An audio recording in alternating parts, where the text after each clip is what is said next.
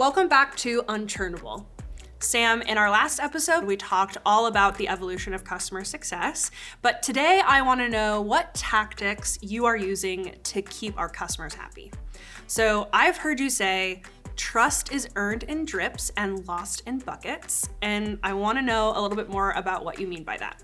People buy and work with people that they like and that they trust. And so it's such a critical element. And if you think about, some of the stories that you read on Wall Street and things about how companies, data privacy, security breaches, right? You lose trust immediately. They don't want to work with you anymore and they leave. And so how do you build that trust and how do you maintain it? How do you keep that going every time you engage with a customer? And that's what's so ingrained in how I work with our customers, how I want my team to work with our customers. Yeah, is there anything that you think helps, that can be done, that contributes to the trust that's earned? You mentioned a little bit that it's just consistency over time, but are there any tenets that you would always recommend using in those interactions with customers? Be honest, and be your authentic self. And what I mean by that is if you don't know an answer, say, I don't know the answer, but I will get back to you, and this is when I'm gonna get back to you, right? And follow up with that. It's important to follow up. Oftentimes, sometimes bugs happen.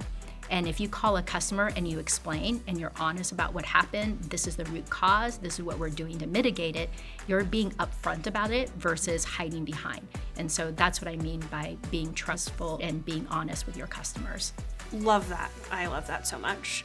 Now, you spearheaded the executive sponsorship program here at Salesloft, which has been wildly successful. Can you tell me more about that program and why you think it's working? I think it's working for a few different reasons. Again, we talk about one team. It really is a one team, right? And so we have the account team, we have the executive sponsors, we have the customer success, the post-sales organization. So working together on that account. And one of the things we often fall into the trap of is we are single-threaded in an account. And with the executive sponsor program, it allows us to get higher in the account, but also get wider in the account. And so then when one individual leaves, you're not impacted. But how often do we see when your key stakeholder leaves, all of a sudden they left with them, your champion just left, and you're trying to find who the next person should be.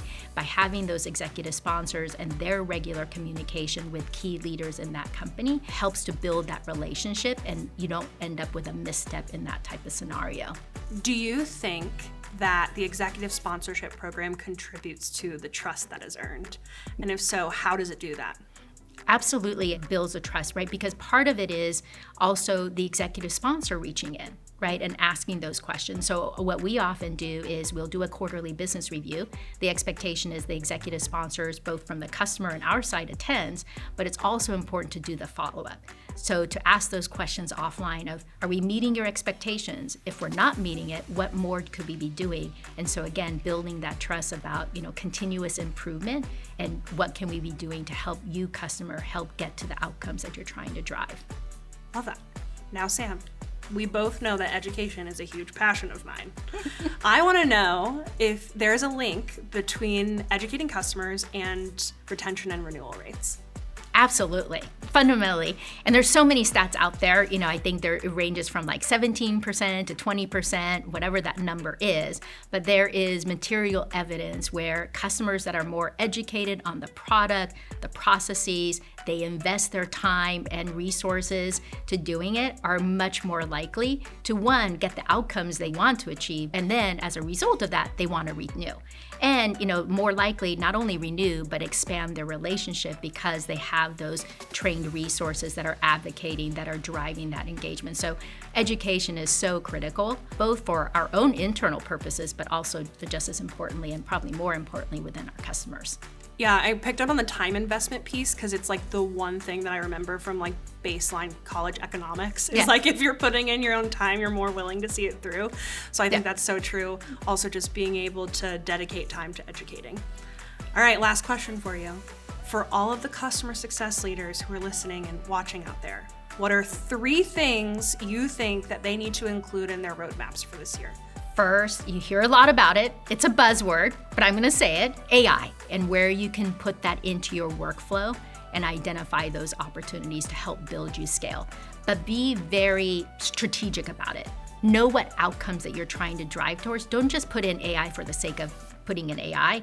Know what are the outcomes, the objectives, and how it fits into your broader workflow is really critical for that success. Second, invest in business value resources on a post-sales perspective. That helps you to be able to identify and talk to your customer about the outcomes that they're getting, the value that they're getting. We're actually investing in, value engineering resources on a post-sales basis, helping us pull the reports and driving the outcomes discussions for our customers on a post-sales basis. We do it a lot in pre-sales. A lot of companies invest there, but not a lot of investment on a post-sales basis. And that's what customers want. That's what we talked about in the first episode.